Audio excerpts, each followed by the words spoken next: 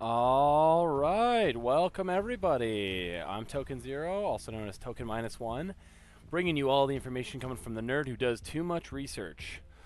Even though I made tons of money through crypto in the last few years, my cat, my dog, my other cat, they're getting way too tired of me telling them, so that's why I'm starting this YouTube channel and bringing it all to you guys.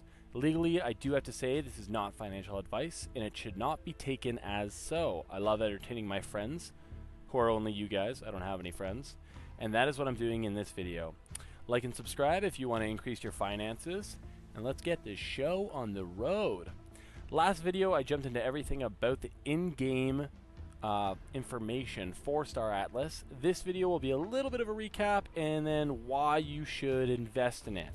So how to make money through gameplay and just investing.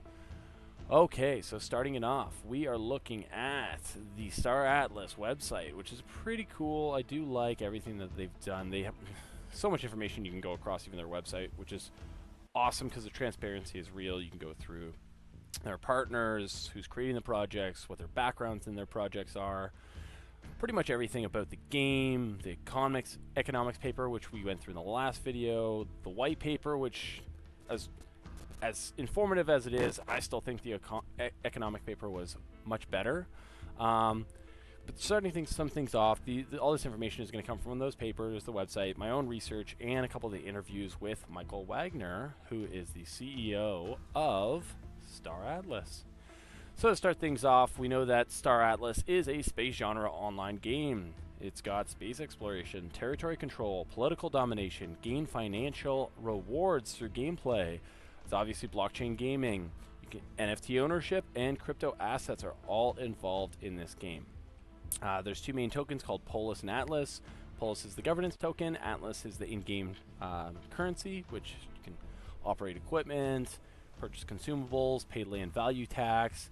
There's reward mechanisms for both, and it is inflationary for Atlas. So that means that even if you get in 5 years or 8 years, it should still be affordable to be able to start playing, which is one thing I really do like about the game. Polis is more of the governance token, so controlling what's going to happen in the game later on. This is just a little bit of a recap from the last video, so you can skip ahead a bit if you did watch my previous video. If you just want to get kind of caught up in it, caught back up, then definitely keep your ears open. So, one of the cool things that I do like about Star Atlas is obviously the graphics. How pretty is that? So this is actually one of the mining sites that they use, and don't worry, I'm going to be showing you a lot more. Star Atlas is one of their ships on their Instagram pages. Super cool. You're definitely going to need a big crew to obviously run some of these massive ships. One of the things I do really like is, here, I'll pull this over for you guys. So this is the Discord, and you can just see some of these ships. Look how pretty those are. Wow. And this is just some of the art that they do. I'll be showing you a lot more of this art, but these are just the ships alone. Obviously, there's definitely more. Some of the environments. This place is going to be huge, and I'm telling you, we're going to be able to do so many things. It's starting off as just a game, and there's going to be missions and things you can do, but there's going to be, people are going to start building planets for companies, for casinos, for education. There's so many things. I did touch in the last video that one of the things with this is like obviously in the future, a lot of jobs are going to be taken over by robots. So a lot of the labor jobs that we have now, or we had for the last like 20, 30 years, 50 years, are going to be replaced by robots, and that's going to create a large percentage of unemployment everywhere. And the thing that's going to be cool about this is that people will probably be getting hired just like in Ready Player One, which is, like I said before, but bad example because IOI isn't necessarily good people in that movie. But there's going to be companies that are going to buy a lot of land, they're going to be buying a lot of ships, and you get taxed more. You pretty much get more penalties if you're not playing the game. So they're going to be hiring people to be playing the game, and it's not going to be bad for them because they're going to be returning their money through those people playing the game. As well as there's going to be people that just going to sit at home and play games all day, and that's pretty sweet. Let's keep looking at some of these though. This is just a bunch of the ones that I've seen. This is on their Discord if you guys want to check out their Discord. This is some of the character development. which I think all of their artwork is really cool. Anyways, we'll be diving a little more into the artwork in a minute, but let's do a little bit about let's talk a little bit about the Star Atlas team. So obviously Michael Wagner is the CEO. We do have a few other people that I want to touch with. So pretty much who is Star Atlas? And that's Michael Wagner, who you've probably seen in a few interviews if you're keeping up with any of that.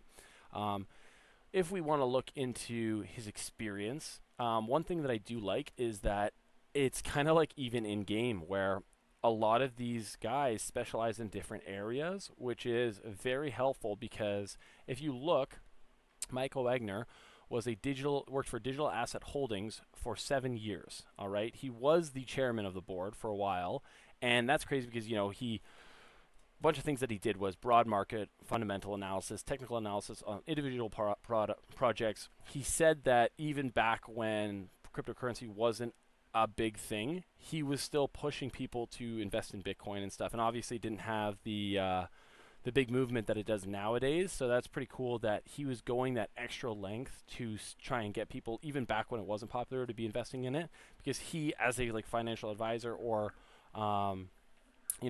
whatever position exactly he was, seems like he was a consultant at the investment management firm, and obviously you have to make the right choices for your clients. So just a couple more things: advisory on USD crypto on and off ramps, crypto portfolio construction, portfolio risk management, tokenomics, financial modeling. A lot of these things just tell me that he's really good with finances and kind of seeing where the world's going in the sense of investing, right? So it's good to know that your CEO of this game, which in my opinion is going to blow up, is the one leading this project, right? And not only that, he has a ton of other people helping him, and he's got different areas. But just to go a little deeper, his, I guess you could say, co-chairman, his CPO, which is the chief product officer, is Danny Floyd. Danny Floyd has years of experience creating AAA games. His most recent one was Splitgate, just from my own research, which was known as, best described at least, as a Halo meets Portal type of game. And that's actually right here. So if you guys have ever played it, it looks really nice. All right, the guy himself has a ton of cool artwork. Let me just see here if we can go to his LinkedIn just to give you guys a little taste. So this is Danny Floyd right here, and obviously these are the different things that he's done. He worked for a company called, where is it? Sorry.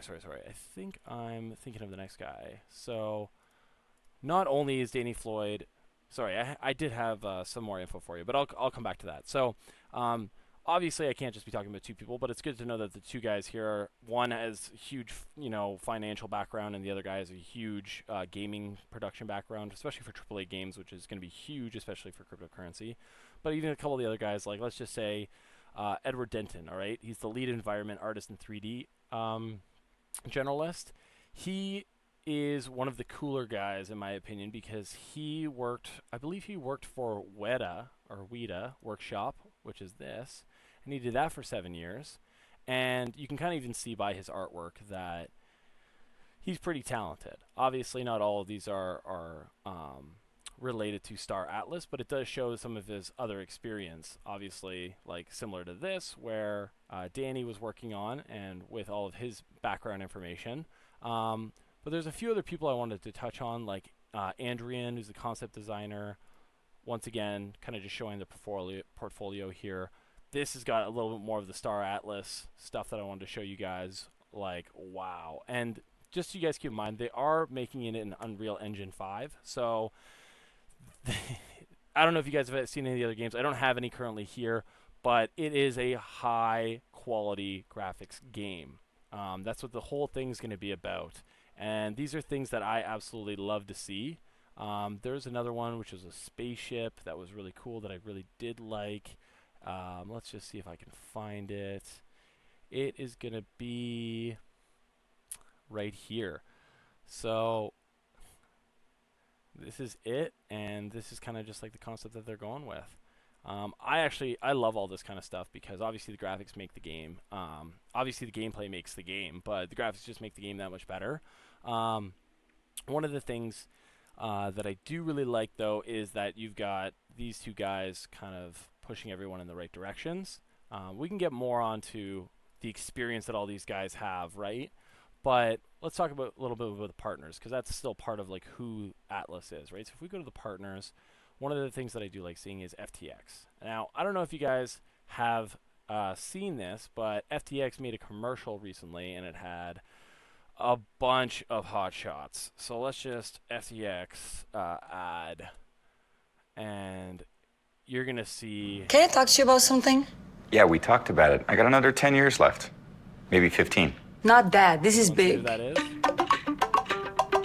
Tom Brady. What do you think? Are you in? You know what? I'm in. Let's call everyone. Hang on a minute. Don't eat that. And Yo, what's up? Yeah, I'm in. Yeah, sounds good. I'm in. call I'm in.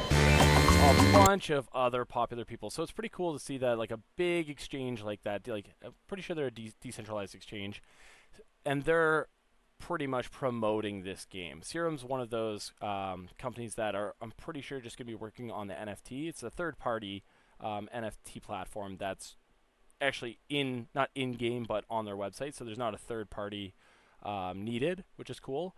And Solana, which obviously the game is going to be on, which is the fastest network that we have right now, doing 50,000 transactions per second. A couple of the other investors that we have are down here. Obviously, like Sind, Republic, and Nimaka, all big investors. But once again, you can do your own research there. I just wanted to point out that some of the partners, the people that are incorporated in this, are important to the game. And although the game is still new and they've got a long roadmap ahead, I personally think that they're going to see a lot of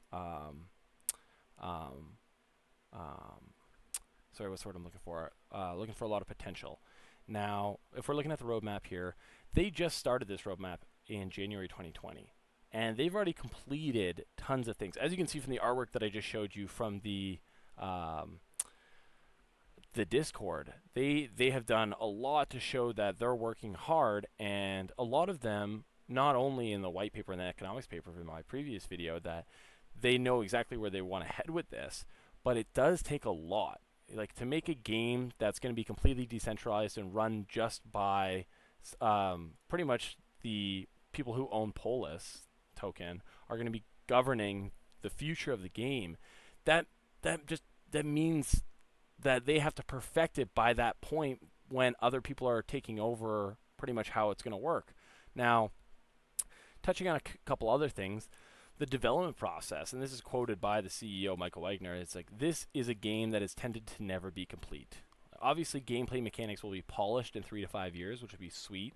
The Unreal Engine that they're using helps a lot. The team cranks out content quite a lot along the way. As I've already said, they're posting a ton. If you follow them on Discord, you can check it out yourself. But honestly, I highly recommend it. But you guys have just seen quite a bit there. Deliver the actual game content by December is definitely a possibility. So we're expecting to see even more, obviously, by the end of this year. And I said in the previous video, every 6 months he's hoping to add little mini games here and there. And the in-browser mini game, which is currently here, you can actually go to Star Atlas and say play now.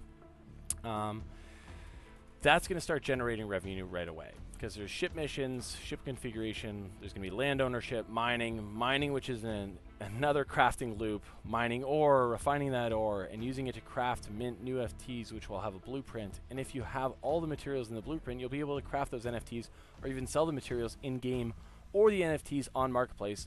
Also, there is an orbital space stations and a map of the actual Star Atlas that will be coming out. These things are all quoted by the CEO, and I think that's very good to hear. Every few months, maybe around 6 months, he's planning on rolling out a new feature sets like racing modules, battle arenas, social experiences that could even just be concerts. The game won't necessarily be complete by that point, but will always be delivering new experiences short term for the players. So while you're waiting for the entire game to be built, you can still be earning rewards and playing the game and doing mini games and all of these things. And that's quoted by the CEO. there's always going to be monetary rewards for players who play the game, which is out a while the entire game is being built. So there will always be a reward, whether you're just staking money or you're holding on to it. There will always be missions, decision trees you have to follow, and the outcome will be different for everyone. So you kind of learn how to make the right choices in the game. And that's one thing that I really like, because I keep saying that you can't do a little bit of everything in this game. You want to just specialize on one thing and create a clan so you guys are each specializing on something different, and you guys can incredibly help each other, right? Now, going into let's think. Going into some of the assets that you're going to need. Okay, so the primary thing's going to be ships. In ships, you're going to need crew members, components, modules like weapon systems, shields. Crew members are like crew cards, like NFTs you're going to need. You don't need crew cards because if you and your friends are just going to be the crew and run a ship, if you'd rather that. But if you're going to be playing with like 3 or 4 people and you need another 2 or 3, it's good to have those crew cards with you, right? There's obviously going to be the land. There's a variety of building or structures you can place on that land. Predominant game loot right now is mining ore on that planet or asteroids is what will give you the most rewards. In the future, there will be human habitats, penthouses, retail shops, industrial centers. All the forms of businesses performed today will be in this metaverse. That is super cool to me. Orbitable space stations. These are people that operate their own space station. They can place it anywhere they want. Well, not anywhere, but they can place it somewhere strategically and build out the platforms around it and grow it over time. It would be very similar to operating a business, and you can make it, and you want to make it accessible for customers, pretty much other players that need those services. So I said it before in the other video, location, location, location. If you're planning on buying land or orbital stations or whatever you're planning on doing, make sure you're doing it right, okay? Now, one thing I'd like to point out, because I was talking about Minecraft in the other video, is the amount of Minecraft users on a monthly basis in 2020 was 131 million. Now, this is like Minecraft times 100, okay? Times 1,000. Like, it's Minecraft times a million when this game is finished. And that's one thing that I'd like to see. And one thing that I can definitely vouch for is that these Minecraft users are probably going to love this. You know, they still got mining. They can still be like building stuff. You can be attacking other people. It's going to be that open world concept where there's so many different things that you can do that you don't have to just focus on one thing. Now, one of the reasons I say you should invest in this now is because I personally think that Polis, the governance token, is going to keep getting more and more and more expensive because more people are going to want to invest in the governance token so that they can have control of what is said and what is done in the future for Star Atlas. You're going to have people that are going to be so obsessed with this game, because it happens with tons of different games. People get obsessed, they play it 24/7 and they don't stop. Imagine if you keep getting paid for doing that as well.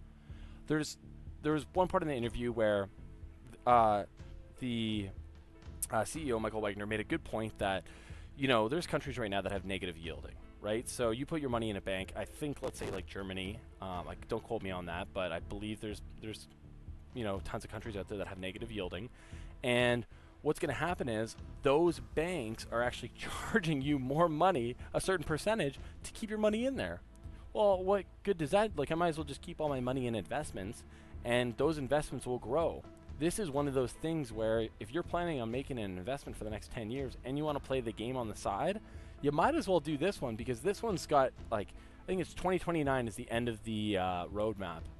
And at the end, that's when everybody will be playing it. That's 2029 is when you want to start investing. 2025 isn't when you want to start investing. Sure, you can definitely still invest in the game or be playing it and be making money, but if you start investing in it now, you're going to see that much more profit along the way. If you were playing the game for the next 5 years and you're earning rewards in the game, those rewards will multiply as you continue. The only reason I say Polis and not Atlas is because Atlas is a in-game token that's inflationary, which means that it's going to try and stay around the same price or at a cheap price so that people that join the game in 8 years can still play fairly. You know what I mean?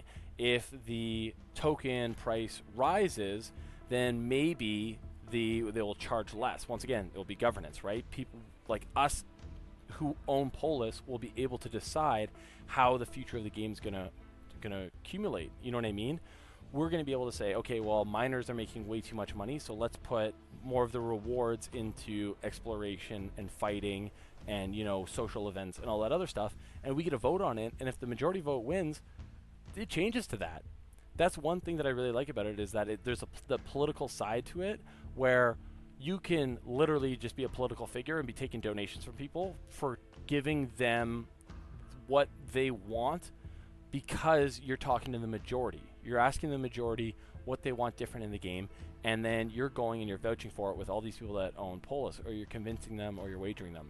You got to remember that there's going to be millionaires that don't want to play this game, but they're going to want to own a bunch of parts of this game. But they're going to get fined in a way in game for not playing.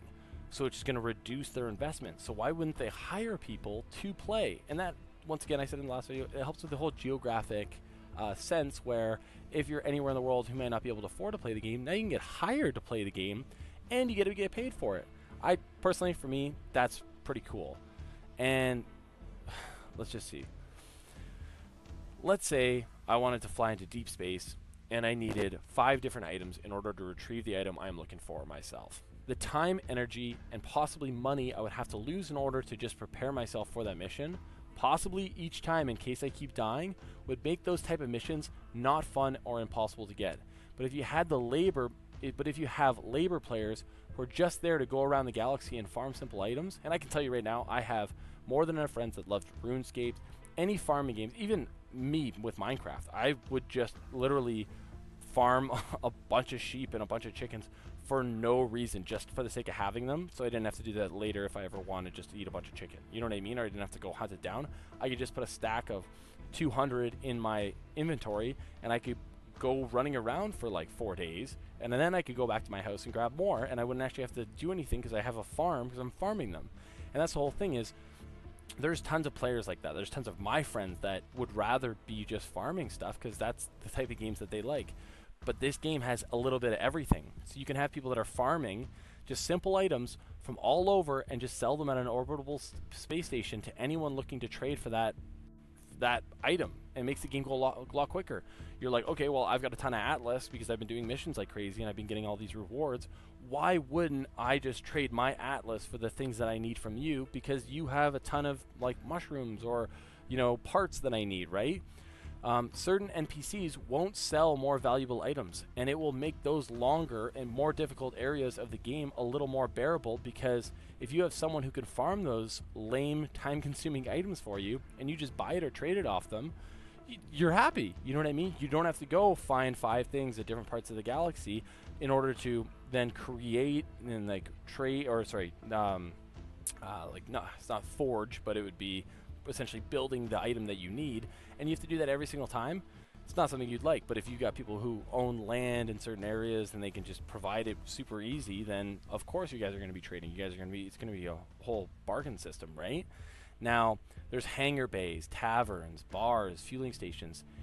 You can monetize all of those assets. This will happen in the user interface. You don't need to go externally. Like, just banks are going to be irrelevant. Banks aren't earning any return, so why wouldn't people just keep their money in the game?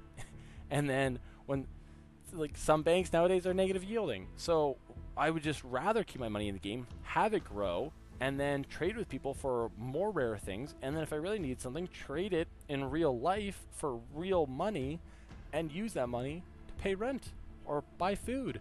Like, if I'm not going anywhere because I'm playing video games all day, I don't even need to pay for gas. I don't need a car. I can just buy a place that's close to a grocery store. It just seems like it'd be a much easier way to live life. And I know that sounds lame for some people, because people are saying that you might be trapped in the computers. Kids or, you know, young adults nowadays are just not going to have the same interactions that they have with other people. And it's like, that's not true, because you're still going to play video games. You could play video games as your job. You could play this game as your career. You could just do it as a side hustle. You could still go to the bar and party. You know what I mean? You could still go get drinks with friends. You know what I mean? Maybe Friday nights, nobody goes on Star Atlas. Who knows? Maybe that's the nights that some people go and mine more, because those are the nights that they know one's going to be out there and go and kill them. That would make sense to me. People still want to meet other people. They still want girlfriends. They still want boyfriends. They still want to get married, and even if they don't, they're looking for people with similar pretty much habits or like lifestyle that they have, right? So if you guys are both playing these type of games, why wouldn't you go out and find somebody? And if you find someone in game who's a lot like you, and you guys are become best friends, and then you start dating and you meet in real life and you guys really like each other, I feel like that's just one more connection. Everyone thought Tinder and everything wasn't going to work out because it's just like, oh well, takes away the whole meeting somebody and blah blah blah. Well, if you just want to screw and you meet each other on Star Atlas and you meet up in real life, maybe it'll actually be something a little more than that, because now you guys have something in common right off the bat. That's just one of the points I like making. Obviously, there's tons of arguments. There's tons of different ways you could say that. But all I like to think about is that this had